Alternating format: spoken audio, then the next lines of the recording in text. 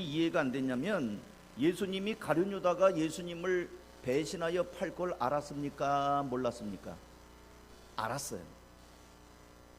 대제사장에게 돈을 받고 선생을 팔아 넘길 걸 알고 있었습니다. 그래서 예수님은 가룟 유다에게 스스로 깨닫고 회개할 수 있도록 몇 번이고 기회를 주셨습니다.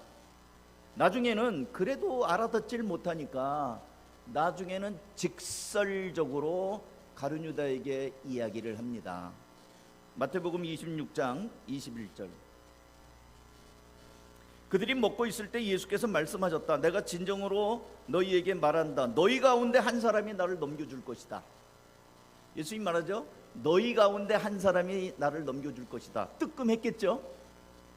그들은 몹시 걱정이 되어 저마다 주님 나는 아니지요 하고 말하기 시작하였다. 예수께서 대답하셨다.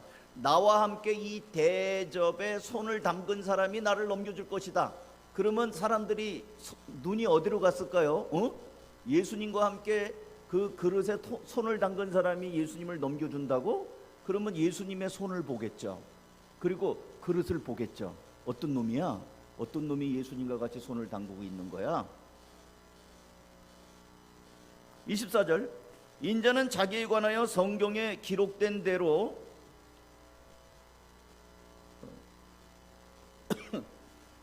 떠나가지만 인자를 넘겨주는 그 사람은 화가 있다. 그 사람은 차라리 태어나지 않았더라면 자기에게 좋았을 것이다. 예수를 넘겨준 사람인 유다가 말하기를 선생님 나는 아니지요 하니 예수께서 그에게 내가 말하였다. 내가 말하였다가 이게 세번역도 좀 번역이 이게 애매해요. 제가 영어로 요즘에 우리 청소년들도 우리 강목사님이랑 영어 열심히 공부하니까 영어로 제가 읽어드릴게요. 띄워주세요. Then Judas, the one who would betray him, 한 사람 예수님을 배반할 그 사람이 said, 말했어요. Surely not I, Rabbi. 나는 아니죠, 선생님. Jesus answered, 예수님이 대답했다. Yes, it is you. 그래 바로 너야. Yes, it is you가 이 우리 세번역에는 네가 말하였다라고 이렇게 되어 있지만 원문에는 그래 바로 너야 라고 얘기를 하는 거예요. 그러니까 예수님이 제일 처음에는 애둘러서 너희 중에 하나가 날 팔 거다라고 했는데 가룟 유다가 선생님 난 아니죠, 너야 라고 얘기를 했어요. 근데 요한복음에는 더 적나라하게 가룟 유다의 정체를 밝힙니다. 요한복음 13장 21절. 예수께서 이 말씀을 하시고 나서 마음이 괴로우셔서 환히 드러내어 말씀하셨다. 내가 진정으로 너희에게 말한다. 너희 가운데 한 사람이 나를 팔아 넘길 것이다. 제자들은 예수께서 누구를 두고 하시는 말씀인지 몰라서 서로 바라다 보았다. 제자들 가운데 한 사람, 곧 예수께서 사랑하시는 제자가 바로 예수의 품에 기대어 앉아 있었다. 시몬 베드로가 그에게 고갯짓을 하여 누구를 두고 하시는 말씀인지 여쭈어보라고 하였다. 그 제자가 예수님의 가슴에 바짝 기대어 주님, 그가 누구입니까? 하고 물었다. 예수께서 대답하셨다. 내가 이 빵 조각을 적셔서 주는 사람이 바로 그 사람이다. 그리고 그 빵 조각을 적셔서 누구한테 줬다고요? 시몬 가룟의 아들 유다에게 줬다. 내가 이 빵 조각을 적셔주는 사람이 나를 팔 자야. 그러면서 빵을 적셔갖고 사람들 보는 데서 누구 줬다고요? 유다한테 줘버려요. 그가 빵 조각을 받자 사탄이 그에게 들어갔다. 그때 예수께서 유다에게 말씀하셨다. 내가 할 일을 어서 하여라. 그러나 거기 앉아있는 사람 가운데 아무도 예수께서 그에게 무슨 뜻으로 그런 말씀을 하셨는지를 알지 못하였다. 29절을 우리 다 같이 읽습니다. 시작. 어떤 이들은 유다가 돈자루를 맡고 있으므로 예수께서 그에게 명절에 그 일행이 쓸 물건을 사라고 하셨거나 또는 가난한 사람에게 무엇을 주라고 말씀하신 것으로 생각하였다. 유다는 그 빵 조각을 받고 나서 곧 나갔다. 때는 밤이었다. 여러분, 예수님이 나와 함께 그릇에 손 넣는 고놈이 날 팔 거야. 선생님 나는 아니죠, 너야. 또 누가 예수님을 팝니까? 나와 함께 내가 빵 조각을 적셔주는 사람이야. 적셔서 가룟 유다를 줬어요. 아니 이렇게 예수님이 애들 말로 뽀록을 냈어요. 가룟 유다가 나 팔 거라고. 근데 제자들이 알았습니까? 못 알았습니까? 무슨 말인지 못 알아들어요. 아니 이렇게 말을 했는데 왜 못 알아들을까? 그리고 예수님은 알고 있었는데 왜 조치를 하지 않았을까? 배신자 알았는데. 제가 말해요, 여러분 가운데 신천지가 앉아있으면 가만히 있겠어요? 예? 누구를 신천지라고 찍을까? 저기 소춘자 여사님이 신천지다. 그럼 내가 가만히 있겠어요? 뽑아내죠. 쪽집게로. 어딜 우리 한가족교회 저 들어오는 입구에 신천지 사절 이렇게 써 있는데, 알면서 왜 예수님은 이 배신자를 계속 두고 보셨을까? 그리고 배신자는 바로 너야라고 계속 대화를 하는데 나머지들은 왜 몰랐을까? 이상하지 않아요? 여러분, 이렇게 하나님의 말씀이 정확하고 구체적인데 깨닫지 못하고 알지 못하는 이유는요, 안타깝지만 깨닫지 못하고 알지 못하면 은혜를 못 받아요. 왜 주님의 말씀을 깨닫지 못했다고 우리 같이 읽었잖아요. 사람들은요, 유다가 돈자루 맞고 있으니까 29절, 아 예수님이 무슨 심부름 시키는가 보다, 유월절을 앞두고 무슨 물건을 사라고, 너 할 일을 하라고 그러는가 보다. 예? 또 사람들이 쓸 물건을 사라고 하든지 가난한 사람들에게 뭔가를 주라고 예수님께서는 지금 업무 지시를 하는구나, 이렇게 생각한 거예요. 근데 예수님은 네 할 일을 하라는 거는 너 배신자, 네 하던 일을 해라, 그 얘기거든요. 고정관념, 여러분이 갖고 있는 고정관념이 하나님의 말씀을 못 듣게 만들어요. 제가 여러분의 머릿속으로 안 들어갔기 때문인지 모르겠는데, 지금 혹시 드라마 생각하는 사람 있어요? 게임 생각하는 사람 있어요? 아유, 어떡하지? 가스불은 끄고 왔나? 혹시 그런데 마음 팔린 사람 있어요? 아유, 강아지 기르고 있는데 강아지는 밥을 먹고 있나? 비가 온다는데 뭐 고추밭에 고추 말린 거 널어놓은 건 잘 되고 있나? 많은 생각들이 말이에요, 우리가 예배하는 순간에 나의 생각을 갖고 있으면 말씀이 안 들려요. 제가 너무 웃기게 들었던 얘기면서 가슴 아프게 들은 얘기인데요, 우리 정창균 교수님이 젊은 날에 부목사로 열심히 설교를 했대요. 깡 말라가지고 몸무게가 40 몇 킬로였었대요, 이 어른이. 근데 앞에 앉아 있는 그 할머니 한 분이 그렇게 울더래요. 그래서 그 청년 정 목사님이 은혜를 받는 줄 알고 너무 열심히 설교를 했다는 거예요. 그리고 끝나고 나서 할머니 그렇게 울고 막 손을 붙잡으니까 오늘 은혜 많이 받으셨는가 싶기도 하고, 할머니 오늘 은혜 많이 받았더니, 근데 왜 우셨어요? 그랬더니 그 젊은 저렇게 깡마른 목사가 먹고 살겠다고 저렇게 아글아글 쓰는 걸 보니 내 아들이 생각이 나서 서러워서 막 그렇게, 우리 아들도 객지에 나가서 고생할 텐데 그 목사님 보면서 자기 고생하는 객지의 아들 생각해서 울었다니까. 그 목사님 뒤로 넘어갔다고. 자기의 고정관념을 갖고 있으면은요, 예수님이 저렇게 적나라하게 말씀을 해도 안 들려요. 안 들려요. 그러니까 제가 예수님은 왜 그러면 범인을 알고도 숨겨놨을까? 저렇게 들통을 다 내가지고 그냥 물고를 내든지, 당장 그냥 제자들 가운데 그냥 놓고 그냥 두들겨 패든지 하지. 자, 이제 저는 여러분을 이 고난주간에 예수님이 잡혀가는 겟세마네 동산으로 안내를 하고자 합니다. 배신자 가룟 유다는 예수님을 잡기 위하여 대제사장들과 장로들이 보낸 무리들, 칼과 몽둥이를 든 장정 떼들과 함께 떼거리로 예수님이 계시는 겟세마네 언덕으로 몰려옵니다. 왜 밤에 왔냐면 낮에는 예수님이 활동을 했거든요. 많은 사람들이 예수님을 따랐거든요. 거기에 예수님 잡으면 군중들이 소요가 일어나요. 민심이라고 하는 거는 가뜩이나 지금 마치 지푸라기에 기름 뿌려놓은 것 같은 거예요. 이 백성들의 마음은 나라를 잃었죠, 로마의 압제를 당했죠, 서럽죠, 막 이래가지고 누군가가 불똥만 한번 일으키면 확 그냥 일어날, 소란이 일어날 그런 상황이에요. 거기다 예수님 잡으면 그걸로 인해서 폭동이 일어날 것 같은 거예요. 그래서 이 바리새인과 서기관들이 밀란이 일어날까 하니 명절에는 잡지 말자 그런 거예요. 그러니까 예수님만 쪽집게로 잡아낼 필요가 있는데 예수님이 감람산에 있는 거를 알았어요.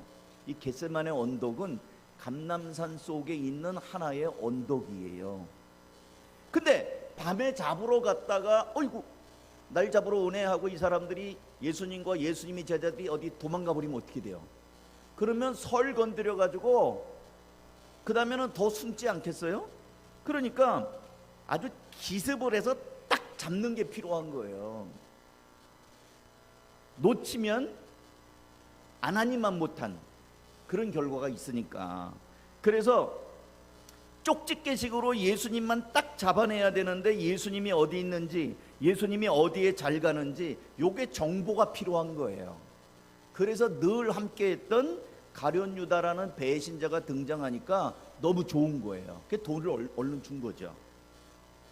성경은 가룟 유다가 예수님이 있는 곳을 잘 알았다고 나옵니다. 요한복음 18장 1절. 예수께서 이 말씀을 하신 후에 제자들과 함께 기드론 골짜기 건너편으로 가셨다. 거기에는 동산이 하나 있었는데 예수와 그 제자들이 거기에 들어가셨다. 예수가 그 제자들과 함께 거기서 여러 번 모이셨으므로 색깔 칠했어요. 예수를 넘겨줄 유다도 그 장소를 알고 있은 거예요. 이제 가룟 유다는 무리들을 이끌고 예수님이 계신 곳으로 옵니다. 그리고 사랑과 우정, 친밀함의 인사인 입맞춤, 키스를 가지고 배신의 신호로 사용합니다. 마태복음 26장 48절. 그런데 예수를 넘겨줄 자가 그들에게 암호를 정하여 주기를 내가 입을 맞추는 사람이 바로 그 사람이니 그를 잡으시오 하고 말해 놓았다. 유다가 곧바로 예수께 다가가서 안녕하십니까 선생님 하고 그에게 입을 맞추었다. 입 맞추는 걸 보면서 저 사람이 예수구나. 깜깜한 밤이니까. 가룟 유다의 입 맞춤과 동시에 무리들이 예수를 붙잡자 옆에 있던 또 다른 제자 중 하나가 흥분하여 칼을 휘두릅니다. 50절. 예수께서 그에게 친구여 무엇하러 여기에 왔느냐 하고 말씀하시니 그들이 다가와서 예수께 손을 대어 붙잡았다. 그때 예수와 함께 있던 사람들 가운데 한 사람이 손을 뻗쳐 자기 칼을 빼어 대제사장의 종을 내리쳐서 그 귀를 잘랐다. 그러니까 제자 중에 예수님을 잡으니까 칼을 빼가지고 촥 돌렸는데 어휴 머리 맞았으면 큰일 날 뻔했어요. 죽었어. 근데 귀가 맞은 거야. 귀. 요한복음 18장 10절에는 칼 휘두른 사람이 시몬 베드로가 칼을 가지고 있었는데 그는 그것을 빼어 대제사장의 종을 쳐서 오른쪽 귀를 잘라버렸다. 그 종의 이름은 말고였다. 요한복음에는 칼 뺀 사람이 누구라요? 칼 휘두른 사람이 베드로라고 돼 있어요. 의협심 강한 베드로. 예수님은 이런 베드로에게 이렇게 말씀하십니다. 그때 예수께서 그에게 말씀하셨다. 26장 52절.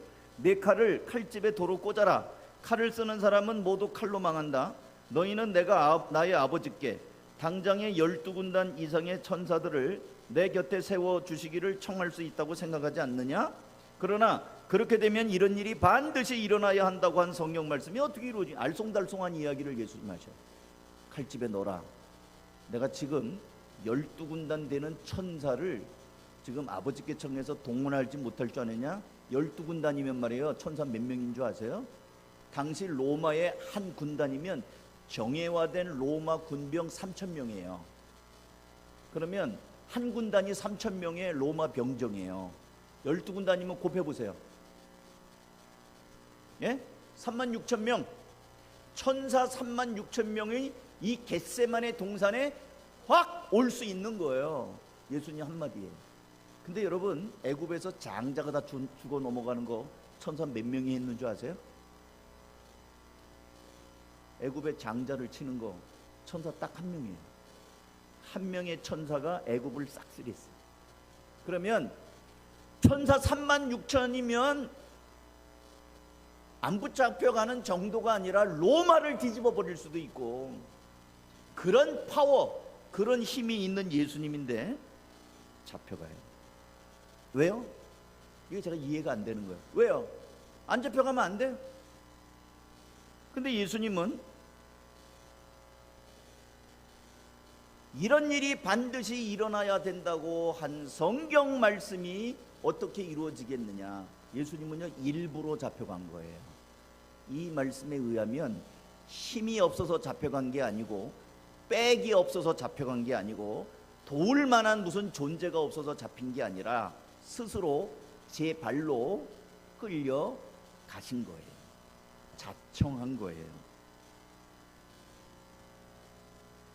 왜죠? 제가 이해가 안 됐다니까요. 왜요? 주님 왜요? 왜? 안 잡혀가면 되잖아요. 주님 힘 있잖아요. 힘을 행사하시지요. 근데 이 일은 예수님이 십자가에 못 박힌 다음에도 일어납니다. 예수님이 십자가에 못 박히니까 사람들이 조롱을 하면서 말을 해요. 마태복음 27장 39절. 예수님 십자가에 못 박혔어요. 지나가는 사람들이 머리를 흔들면서 예수를 모욕하여 말하였다. 성전을 허물고 사흘 만에 짓겠던 사람아, 네가 하나님의 아들이거든 너나 구원하여라.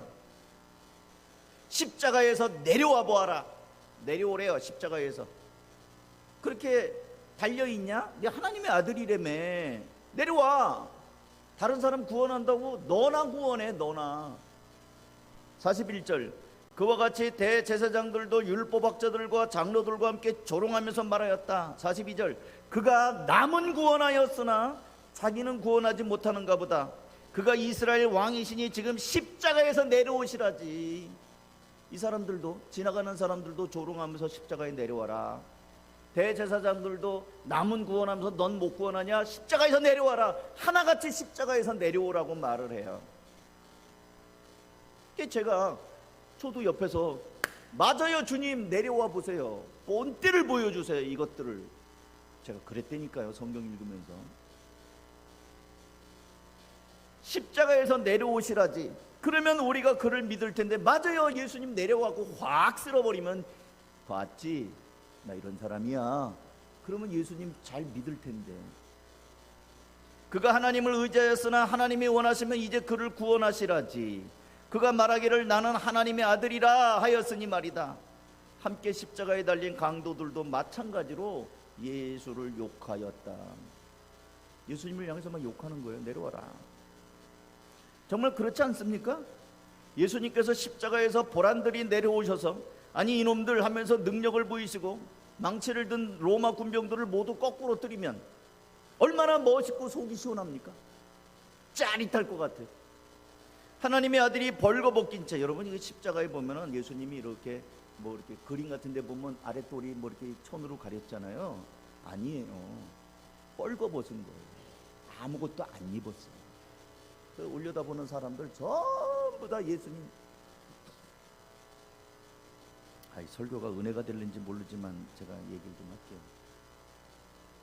언젠가 우리 성도한 중에 한 사람이 목사님 우리 다 먹고 만납시다 그랬어요. 저한테. 그럽시다 그랬어요. 제가. 그리고 목욕탕을 같이 갔어요. 그 사우나를 남자끼리니까 다 홀랑 벗고 사우나를 갔어요. 제가 실수를 했다. 은혜를 못 받아. 그래도 왜 은혜가 안 돼요? 그랬더니 목사님 강단에서 보면 목사님 뻘거벗고 우리 목욕탕에서 같이 만난 거 생각나가지고 그게 자꾸 보이고 연상이 돼가지고 제가 그때 깨달았어요. 성도하고 친한 것이 성도하고 목욕을 같이 하는 건 아니구나. 제가 그때 배웠어요. 저는 우리 정 교수님하고 목욕도 같이 가거든요. 하나도 난 생각 안 나거든요. 뭐 남의 목욕하는 알몸만 보나요? 나는 생각 안 나는데 성도들은 생각이 나나 봐. 그래갖고 강단에 서 있는 목사님이 설교를 저렇게 열변을 토할 때마다 목사님이 뻘거벗고 왔다 갔다 했던 그 생각이 나갖고 안 된대. 그래서 제가 그 다음부터는 처음이자 마지막에 했어요. 그 사람 교회 안 나와요. 개척 초창기. 어쨌든 예수님은요 빨가벗고 십자가에 달린 거예요. 그 수치, 그 모욕, 거기 남자만 있는 게 아니고 여자도 있는데 내려와야지. 예수님이 이러면 안 되잖아요. 다 내려왔고 저것들을 그냥 다 짓밟아버리면 얼마나 시원하겠어요. 그들의 말한 대로 십자가에서 내려와 보라지, 내려와 보라지. 내려오시면 되잖아요. 그래서 제가 이 부분이 성경을 읽다가 분하기도 하고, 가룟 유다를 알았으면서도 계속 보고 계시고, 저놈이 배반할 때까지, 배반한 다음에도 끌려가시고 조롱당하시고 침뱉음 당하시고, 아니 뭐예요 도대체 예수님? 제가 굉장히 속이 상했어요. 근데 여러분, 만일 예수님께서 제가 생각했던 것처럼 가룟 유다를 즉사시켜 버렸어요. 이놈 시켜 어딜 배신을 때려, 한마디면은 죽어버리거든요. 가룟 유다를 죽여버렸어요. 그리고 아까 얘기한 대로 12군단이 더 되는 천사를 불러가지고 이 제국을 다 싹 쓸어버리고 그냥 불로 다 태워버려요. 소돔과 고모라처럼 확 태워버렸어 봐요. 그리고 자기를 이렇게 팔고 그렇게 한 그 제사장들의 그것들을, 위선자들을 전부 다 딱 죽여버렸다고 해보세요. 로마 제국까지 다 싹쓸이했다고 생각해보세요. 통쾌하죠? 후련하죠? 우리는 어떻게 될까요 그러면? 우리 구원 못 받아요. 예수님은 개인적인 복수, 시원함을 보였을진 모르지만 우리는 여전히 죽음 가운데 있을 것입니다. 우리는 구원을 받지 못하며 우리의 죄 문제가 해결이 되지 않았을 거예요. 왜냐하면 예수님께서는 아들을 낳으리니 그 이름을 예수라 하라. 이는 그가 자기 백성을 저희 죄에서 구원할 자이심이라. 죄에서 구원하기 위해서 오신 예수님이 자기의 분풀이 한번 속 시원하게 분풀이를 하는 거로 끝나버리면 겉으로 볼 때는 이긴 것 같으나 진 거예요. 로마서 4장 25절, 예수는 우리 범죄 때문에 죽임을 당하셨고 우리를 의롭게 하시려고 살아나셨습니다. 죽지 않으면 부활이 없어요. 이번 주일날이 없습니다. 예수님 죽지 않으면 부활주일도 없는 거예요. 아니, 죽어야 부활이 있지. 부활이 없으면 우리는 의롭다함을 받지 못해요. 예수님이 십자가를 지지 않으면 우리 죄가 해결이 안 돼요. 로마서 5장 8절, 그러나 우리가 아직 죄인 되었을 때 그리스도께서 우리를 위하여 죽으셨습니다. 우리 죄인 됐을 때. 그리하여 하나님께서는 우리들에 대한 자기의 사랑을 실제로 증명하셨습니다. 우리 죄를 위해서 예수님이 죽기 위해서 온 거예요. 유튜브나 이런 데 보면 이렇게 감옥에서 이제 누명을 쓰고 오랜 세월 동안 복역을 하다가 나왔어요. 나오려고 하는데 이제 못 나가게, 더 죄를 짓게 만들려고 그 교도소에서 그 사람에게 폭행을 가하고 린치를 가하고 막 이래요. 결국 이 사람이 승질 내갖고 거기서 또 싸움하면 형량이 늘어나 못 나와. 그렇게 하려고, 석방되지 못하게 하려고 막 이렇게 괴롭히는 그런 영상을 제가 어디서 본 적이 있습니다. 그걸 못 참아가지고 확 뒤집어 버리면 못 나가. 여러분, 예수님께서 승질을 못 참으셔가지고 가룟 유다도 로마 군병도 탁 쓸어버리고 천사들을 동원해서 다 그냥 불바다로 만들어버리면 하나님의 아들로 우리 대속의 십자가는 없어요. 로마서 5장 10절, 우리가 하나님의 원수가 될 때에도 하나님의 아들의 죽으심으로 말미암아 하나님과 화해하게 되었다면 화해한 우리가 하나님의 생명으로 구원을 얻으리라는 것은 더욱더 확실한 일입니다. 하나님의 아들의 죽으심으로, 죽어야 돼요. 예수님이 안 죽으면 미안하지만 안 돼. 그래서 여러분, 마귀는 끊임없이 십자가에서 내려와라. 우리는 옆에서 안 돼요, 예수님 내려오면 안 돼요. 예수님 잘 참으십시오. 내려오면 안 돼요. 예수님이 승리하셨어요. 마지막으로 다 이루었다 하고 죽으시잖아요. 안 내려오셔요. 그 조롱, 그 모욕을 예수님은 다 받으십니다. 하나님의 아들 예수 그리스도의 죽음이 있어야 우리가 하나님 앞에서 죄사함을 받고 하나님의 아들 예수 그리스도의 죽으심으로 말미암아 우리는 하나님의 자녀가 되며 하나님의 사랑과 구원을 받는 것입니다. 마귀는 이 사실을 잘 알았어요. 마귀가 영물이잖아요. 타락한 천사 아닙니까? 그래서 예수님이 지금 어떤 일을 하려고 하는지를 알아요. 그러니까 그걸 방해하려고 하는 게 뭐냐면 내려와. 어이구 내려와. 잘한다. 내려와. 승질나지? 내려와. 속상하지? 내려와. 내려와서 한번 보여줘봐. 네가 하나님의 아들인 거 보여줘봐. 이렇게 지금 예수님을 건드리는 거예요. 그럴 때 그냥 주먹 한 방울, 아까 제가 교도소에서 나올 사람이 칵 하면은 다 깨져버린다는 것처럼 예수님은 끝까지 그 십자가의 모욕을 참으시고 그 죽음의 잔을 맞았습니다. 예수님이 십자가에 내려오시면 그것은 실패예요. 칼을 뽑는다고요? 베드로가 칼 뽑아서 몇 명을 죽였어 봐야 어떻게 되나? 예수님은 오히려 베드로가 자른 그 제사장의 귀를 다시 붙여주셨어요. 여러분, 그렇게 호기롭게 칼을 뽑았던 베드로가 어떻게 했습니까? 아니, 다 도망갔다니까. 그 뒤에 보면 나오잖아요. 다 예수님을 버리고 도망갔다고요.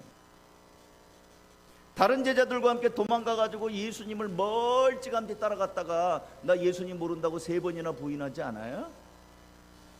그 베드로가요, 비겁한 베드로가 아니에요. 칼 뽑았던 베드로예요. 불과 몇 시간 전에 칼 뽑았던 베드로가 예수님 모른다고 3번 부인합니다. 혈기가 있지만 그 혈기 아무것도 아니에요. 너무 보잘것없어요. 사랑하는 성도 여러분, 그래서 예수님의 고난, 예수님의 십자가는요, 우리에게 축복이에요. 여기 고난이 축복입니다가 여러분 힘들 때 축복이다 그 얘기가 아니고요, 예수님의 고난을 우리가 그 고난이 우리를 살리는 축복이라는 얘기를 지금 하는 거예요. 성도가 예수님으로 인해 받는 고난 앞에 칼을 뽑는 것 그거 아니에요. 속은 시원할지 몰라. 근데 아니에요. 예수님이 공생애를 시작하면서 마태복음 5장의 산상보훈이었는데 거기서 이런 말씀을 하십니다. 의를 위하여 박해를 받는 사람은 복이 있다. 하늘나라가 그들의 것이다. 너희가 나 때문에 모욕을 당하고 박해를 받고 터무니없는 말로 온갖 비난을 받으면 복이 있다. 너희는 기뻐하고 즐거워하여라. 하늘에서 받을 너희의 상이 크기 때문이다. 너희보다 먼저 온 예언자들도 이와 같이 박해를 받았다. 예수님의 고난이 나를 살리는 축복입니다. 그런데 때때로 제자인 우리에게 주님 때문에 때로는 억울한 소리도 듣게 하고 때로는 모욕을 당하기도 하고 예수님 때문에 애매한 고난을 받기도 합니다. 근데 그것이 주님께서는 네가 나의 친구다, 네가 나의 제자라는 것을 그렇게 증명하는 거다라고 얘기합니다. 수요일날 제 설교가 길어서 별로 인기가 없는 건 알지만 영화를 한 편 보겠습니다. 영상을 갖고 왔어요. 한번 보시죠. 불을 꺼주시고요. 여러분이 잘 아는 옛날에 본 적이 있는 영화를, 낯익은 영화를 하나 보여드릴게요.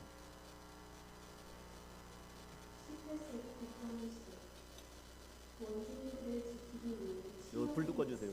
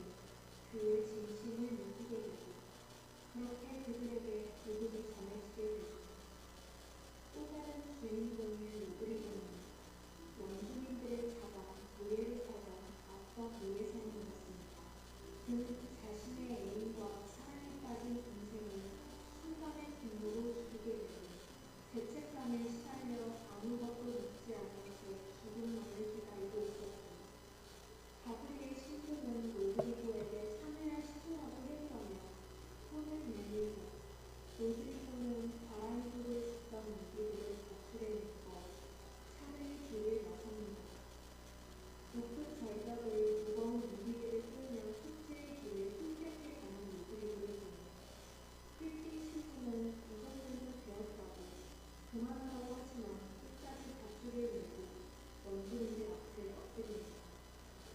자신들을 노예로 팔던 로드리고를 알아본 원수민들은 처음엔 분노하고 그의 목에 칼을 들이대지만 사제들을 통해 예수의 사랑을 배운 그들은 끝내 로드리고의 목에 들이대던 칼로 그에게 매달려 있는 밧줄을 끊어내며 용서합니다.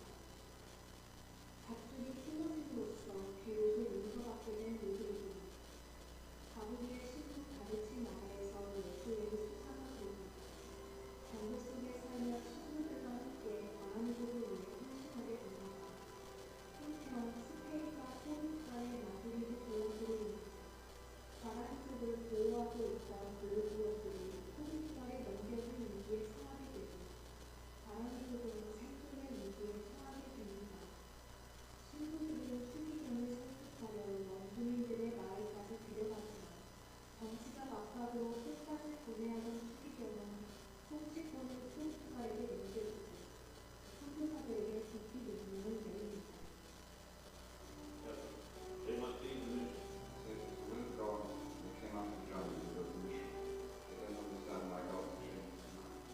하지만 원주민들을 외면할 수 없었던 선교사들은 추기경의 명령에 불복하고 그들과 함께 남기로 결심합니다.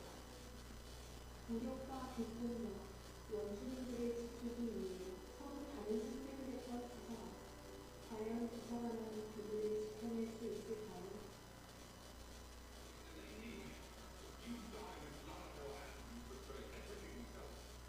끝내 신앙적 양심을 보이고 교회의 권위에 순명한 추기경.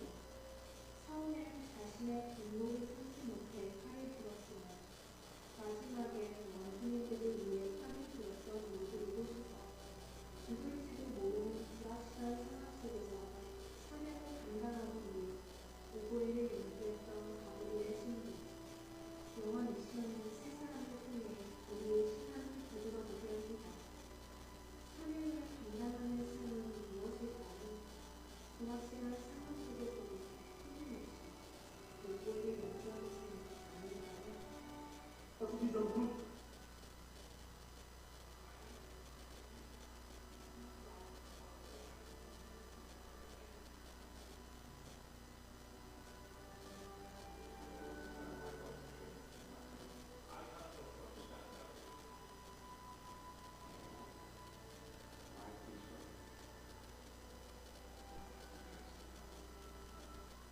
예. 마지막 대사. 저거 한마디를 하기 위해서 제가 여러분에게 이 영상을 보여드린 겁니다. 폭력이 옳다면, 무력이 옳다면 사랑은 설 자리가 없다. 여러분, 베드로가 생각나지 않아요? 로드리고 수사, 그는 노예 상인이었어요. 그는 과거에 칼을 휘두르던 사람이었습니다. 그런데 이 불의에 맞서서 다시 칼을 잡습니다. 근데 여기 사제는 그건 아니다. 그러면서 두 사람이 똑같이 남는데 한 사람은 칼을 들고 뛰어나가고요, 한 사람은 십자가를 들고 끝까지 다 죽어요. 결국은 다 죽어요. 영화가 다 죽는 걸로 끝나요. 그러면 이제 이 시청자들에게 묻는 거죠. 당신은 어떤 사람이 옳다라고 보느냐? 불의를 향하여 칼을 들고 뛰어나간 사람이냐, 아니면 끝까지 사랑으로 한 사람이냐? 대사 중에 무력, 폭력이 정의라면 사랑은 설 자리가 없다는 부분이 있어요. 그리스도가 고난당하는 것에 대해서 칼을 뽑아들었던 베드로는 실패했습니다. 또 고난의 현장에서 그 받지 말라고 내려오라고 했던 것은 마귀의 목소리였습니다. 사랑하는 성도 여러분, 법은 멀고 주먹이 가까운 세상입니까? 사람의 혈기로는 하나님의 의를 이루지 못합니다. 하나님은 아시니 나의 억울함은 분명 다 밝혀지고 또 설령 밝혀지지 않는다 하더라도 하나님께서는 상급을 주실 것입니다. 우리도 비록 주님의 고난을 묵상하면서 어리석어 보이는 길이라 할지라도 그 길을 묵묵히 걸어갈 수 있기를 주님의 이름으로 축원합니다. 다 같이 한번 제목만 따라서 하겠습니다. 고난이 축복입니다. 자, 이제 기도 제목 몇 가지